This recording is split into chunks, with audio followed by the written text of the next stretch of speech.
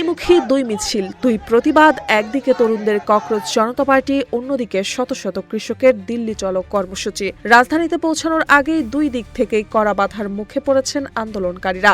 Barricade, কাঁটাতার আর নিরাপত্তার বলয়ে কার্যত অবরুদ্ধ হয়ে পড়েছে দিল্লির প্রবেশপথ।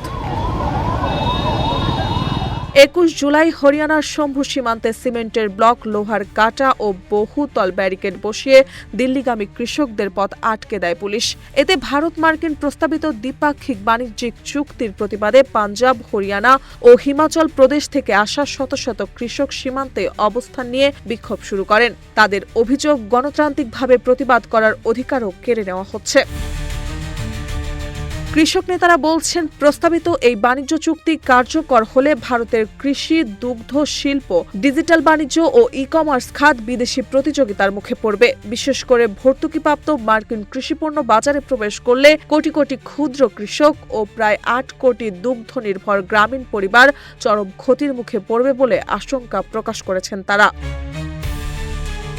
অন্যদিকে প্রশাসনিক নীতি ও ব্যবস্থার প্রতিবাদে তরুণ ও নাগরিক সমাজের উদ্যোগে গড়ে ওঠা ককরোচ জনতা পার্টি ও দিল্লি চলো কর্মসূচি ঘোষণা করেছে। ফলে একদিকে কৃষকদের ক্ষোভ, অন্যদিকে তরুণদের প্রতিবাদ, এই দুই আন্দোলনের চাপে নতুন করে রাজনৈতিক উত্তাপ ছড়িয়েছে ভারতের রাজধানী দিল্লিতে।